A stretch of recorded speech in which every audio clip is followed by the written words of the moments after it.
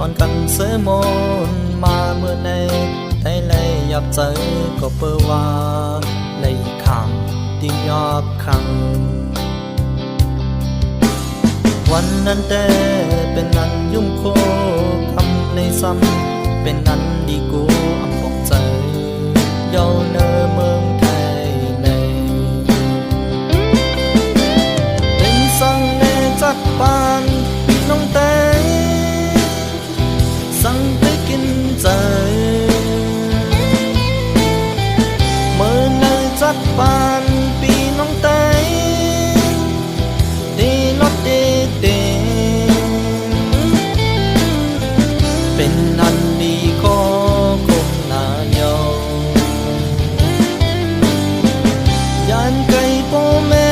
เสในมาห่มเงาเมืองเปิ่นทางเดดียิ่งกันตกยังใจเมื่อเลยในน้องคนเมืองไต้เลยกัดเย็นอยู่เลยก็น้อ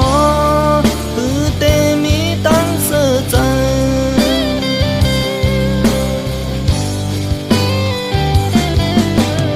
ยามกลางวันอำในเหตุการณ์พอกลางคืน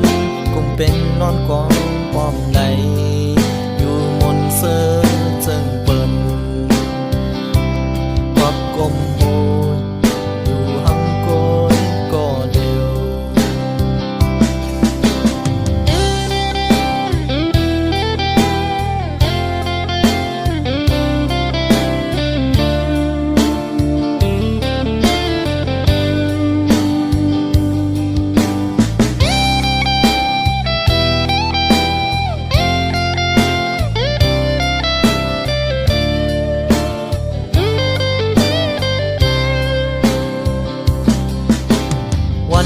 วันนอนกันเสยมนมาเมื่อในไทยเลยหยับใจก็เปิดว่าเลยคำที่ยอบครั้งวันนั้นแต่เป็นนั้นยุ่งโคคำในซ้ำเป็นนั้นดีกูอำบอกใจเย้าเนอเมืองไทยในเป็นสั่งในจักปานน้องแต่สั่งไปกินใจเมื่อในจัดปานปีน้องแต่ดีลดดี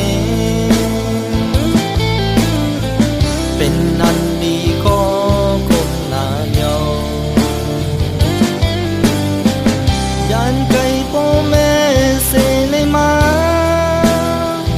ห่มเงาเมืองเปิ่นทางเดดียิ่งกันตกยังใจเมื่อเลยในน้องคนเมืองไต้เลยกัดเย็นอยู่เลยก็น้องคือเตมีตั้งเสื่อใจ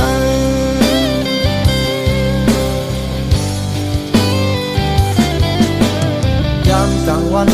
อำในเหตุการณ์พอกลางคืนคงเป็นนอนกอ